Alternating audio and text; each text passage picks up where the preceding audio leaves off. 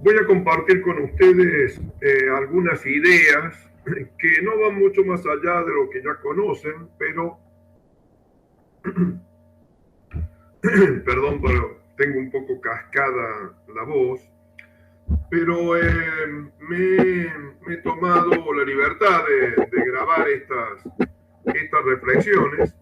Insisto, es un poco lo que ustedes ya conocen, particularmente porque Qatar está hoy de absoluta moda, pero la señorita Brenda y Lara me invitaron a que lo que había conversado con ellas lo plasmara en un pequeño vídeo, y bueno, y eso intentaremos. Bueno, vamos entonces, para no perder más tiempo, a lo que las señoritas me solicitan. Estas, insisto, son algunas reflexiones que no van mucho más allá de lo que ustedes ya conocen. Allí está la ubicación de Qatar, que deben tenerla ustedes perfectamente ya en la mente.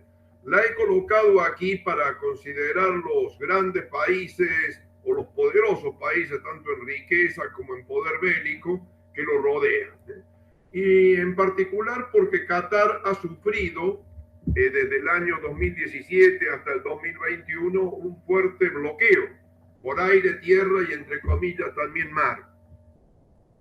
Solamente de todo esto que he marcado aquí en amarillo, solo Irán no lo bloqueó, y esa fue la vía por la cual consiguieron continuar realizando sus exportaciones. Pero no vamos a entrar en eso, si bien ese bloqueo cambió una serie de circunstancias en Qatar, en particular en lo que hace a las legislaciones. No por bondad, sino exclusivamente para tener un mejor juicio por parte de la comunidad internacional. Qatar es la mitad de la República de El Salvador en América Latina, es 7 veces más pequeño que Panamá y 6 veces que Irlanda. O sea, es un país, como ustedes ya lo deben tener muy, muy claro, bastante diminuto. Fue protectorado británico desde fines del siglo XIX, y incluso allí ya la familia Al-Thani era la familia importante allí en Qatar. ¿Cómo lo eligieron a este grupo de árabes para dirigir ese protectorado británico o ser los representantes, entre comillas, de Gran Bretaña allí? La verdad es que ciertamente lo ignoran. En 1995, para ir al tiempo más moderno, el jeque Hamad, el padre del actual jeque, el actual emir, tomó el poder a través de un golpe, como ustedes habrán visto por allí, de un golpe, entre comillas, palaciego, que desplazó a su padre. Desde que este jeque tomó el gobierno en 1995, la población se multiplicó por 4, lo cual significa así rápidamente de que pasaron de más o menos 700.000 habitantes a prácticamente 3 millones. Esto ya refleja el gran crecimiento de Qatar en este periodo. Vamos a ingresar entonces al tema de moda, el mundial. Uno podría realizar toda una serie de comentarios críticos sobre la forma que hoy tienen los grandes eventos deportivos como las Olimpiadas, el Barón de Coubertin, si vieron lo que es hoy el marco de los Juegos Olímpicos, seguramente le daría un sopor, se desmayaría directamente, porque él pensaba en un mundo alejado del profesionalismo, un mundo completamente amateur, y sin embargo hoy es totalmente un espectáculo, millones de dólares, y ni hablemos del mundial. Como ustedes ya saben, porque se han metido largamente en esto desde hace varios meses, yo debo confesar de que no me he preocupado demasiado por el tema del mundial, hasta este momento en que estoy tratando de compartir estas reflexiones. Pero es decir, que puedo estar un poquitito fuera de onda en cuanto a esta arista del problema, pero sí tengo claro, porque en el año 2010 fue elegido Qatar para ser sede, y a partir de ese momento y poco después se despertaron toda una serie de sospechas sobre cómo se había cómo se habían obtenido los votos para conseguir esta sede.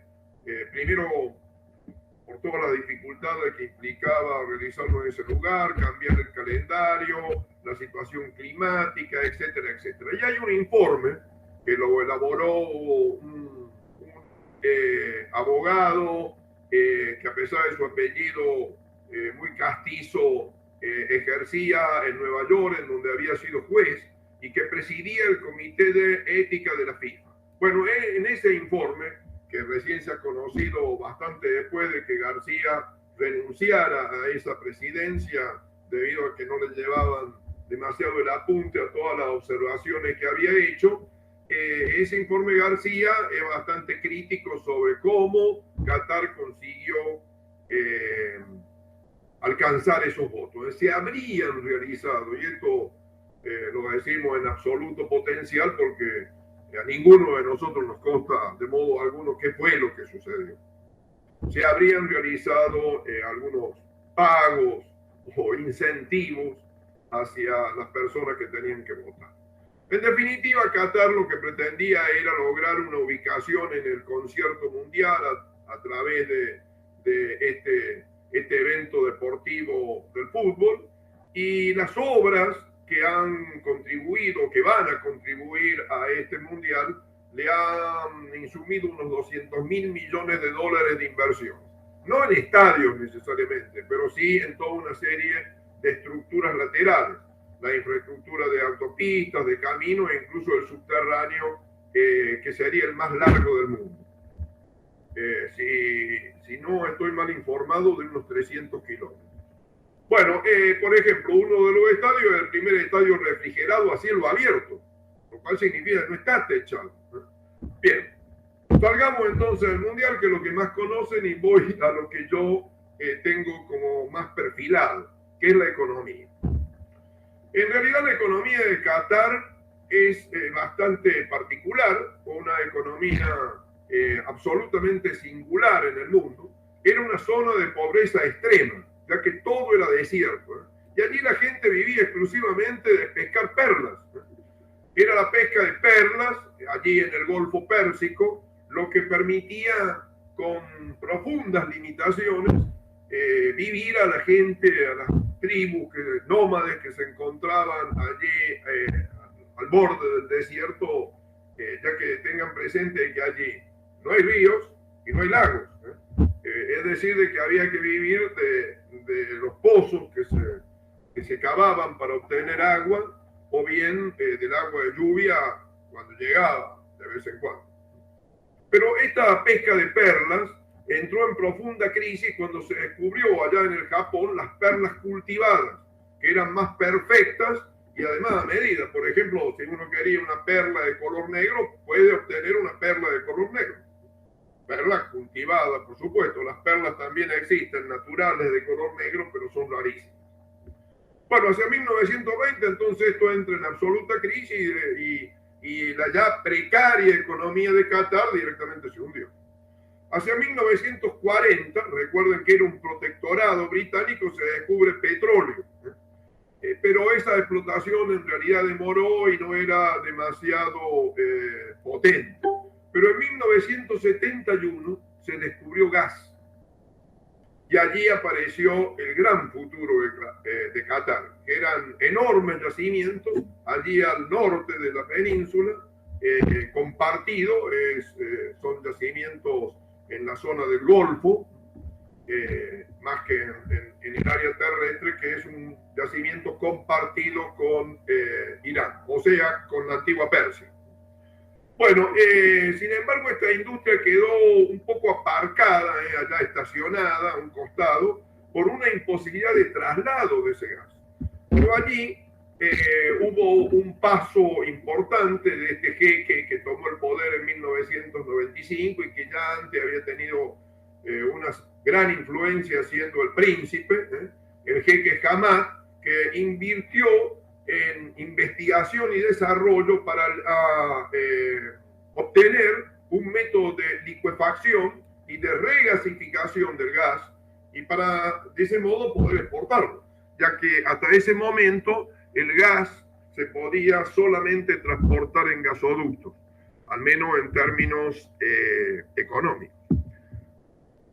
Hoy el gas que produce Qatar particularmente se lleva a estado líquido a unos 160 grados bajo cero y luego se regasifica cuando se llega al punto de destino. Por ejemplo, acá en Argentina, nosotros no compramos gas que tenga presente en Qatar, pero sí compramos en otros lugares y los grandes metaneros tienen que conectarse a las plantas de regasificación, lo cual aumenta un poco el precio. De hecho, en Argentina el precio del gas debería ser más alto, más allá de que estemos subsidiados, porque compramos gas licuado.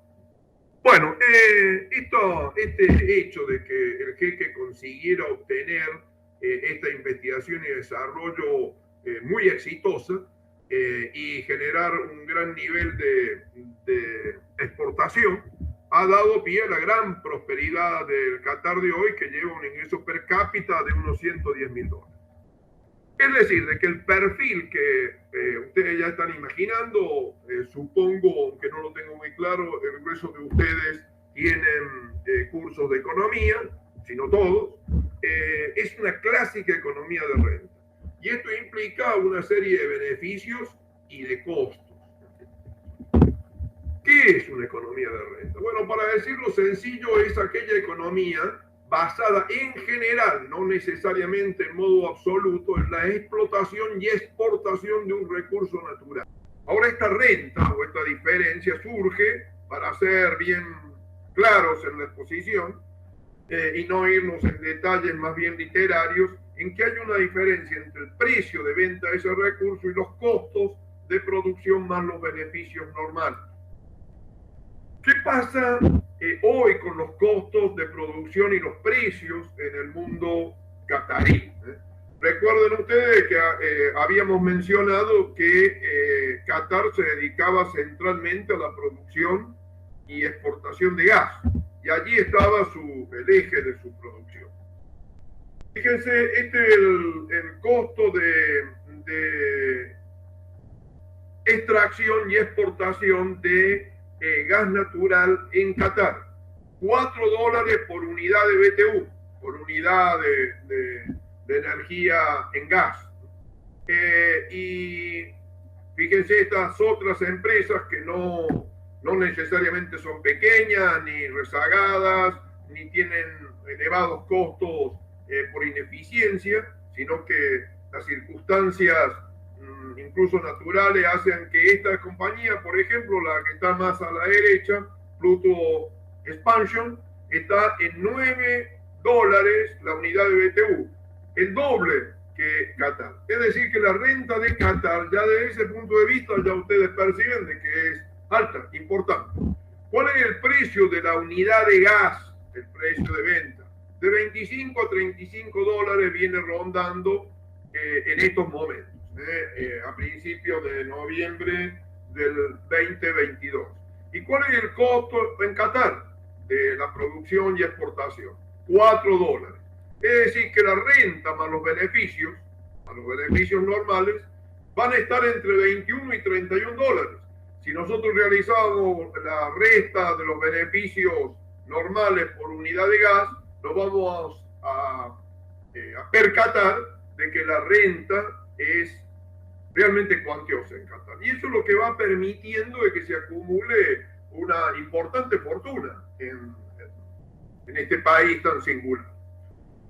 Pero esta situación de renta económica que viven otros países en el mundo, o los países del Golfo Pérsico en particular, y algunos otros que no están allí, como por ejemplo Venezuela, que en realidad no ha sabido aprovecharlo hasta ahora, sino que por el contrario les ha resultado a los venezolanos casi un castigo el tener esta importante renta económica. No han sabido utilizarlo adecuadamente, todo lo contrario a lo que han hecho esta gente en Qatar. El riesgo que se corre a largo plazo es que como consecuencia de la evolución lógica de la economía, la renta económica se va agotando. ¿Por qué? Porque los costos suben y o los precios bajan. Pero a pesar de esto, de que la renta se va achicando porque estos dos extremos se van aproximando, los agentes económicos que viven en esta sociedad de renta, habitualmente lo que hacen es continuar como si la renta persistiera y este flujo rentístico en realidad se ha agotado. A este hecho suele calificársele como cultura de renta. El que los habitantes del país sigan comportándose como si la renta estuviera allí cuando finalmente ha desaparecido. Entonces, atento a estos riesgos, esta monarquía tan particular, una monarquía autoritaria y absolutista, sin embargo, se ha rodeado aparentemente de personas al menos perspicaces en estos aspectos y han tratado de salvar ese riesgo que se corre de caer en una cultura de renta. Entonces, uno de los caminos que han adoptado es este. Han adoptado la posibilidad del mundial. Esta es una apuesta importante que va a generar influencia del país en el mundo. Ya se está teniendo, el hecho de que estemos hablando de ellos es precisamente lo que pretendían. Y adicionalmente, contribuir a esta diversificación de la economía para evitar caer en la cultura de renta. La idea es sustituir la fuente de la renta en el futuro por una economía de producción. Esto ya lo venían haciendo, esta diversificación desde hace años. Y aquí hemos enumerado las 4 áreas en que están trabajando o han venido trabajando. El turismo, por ejemplo, Lusail, la ciudad isla que está a unos 15 kilómetros de Doha, y es como para que lo veamos más claro porque no son muy comunes las imágenes de Lusail, es como el Pal Jumeirah en Dubái, o sea, un resort y un área de desarrollo inmobiliario para multimillonarios muy importante. El sector financiero y el inmobiliario, tanto en el país como fuera del país. Qatar ha realizado importantes inversiones en el sector inmobiliario. El mundo del espectáculo y particularmente del espectáculo deportivo, la carrera de Fórmula 1, las carreras de motos y ahora el Mundial de Fútbol. Además de haber realizado otras inversiones que luego veremos en este mundo del espectáculo deportivo. Y la inversión en el extranjero de manera global. Allí han trabajado con el Fondo Soberano. Todas estas rentas van a un fondo, algo así como un fondo común de inversión, que es un fondo común de todos los ciudadanos cataríes, no de la familia Al-Thani, sino de todos los ciudadanos cataríes, este Qatar Investment Authority, que pretende, a través de esta inversión, que en el futuro haya flujos importantes de rentas desde el exterior, operando un poco como hicieron otrora los grandes imperios modernos, como el Imperio Británico, en donde las inversiones británicas en el extranjero luego durante muchos años compensaron el cese del predominio británico en el plano productivo. Ahí tenemos 2 ejemplos de estos aspectos que hemos tocado, el desarrollo inmobiliario en el propio país, el skyline, digamos, de Qatar, como ustedes ya lo deben conocer por más de una fotografía. Esto parece Nueva York, parece a City londinense, y esta es una vista desde uno de los principales hoteles de Qatar, desde la suite presidencial hacia el Golfo. Bueno, ahí están otros 2 ejemplos, la línea de la Perla, que es un desarrollo también urbano importante. Todo esto que se ven aquí son edificios, estas obviamente son grúas de construcción. Todo esto son edificios en arco que rodean a un área de desarrollo que es como una perla. Acá está el mar, esta es la entrada al mar, y el desarrollo es un desarrollo circular alrededor de una especie de bahía artificial.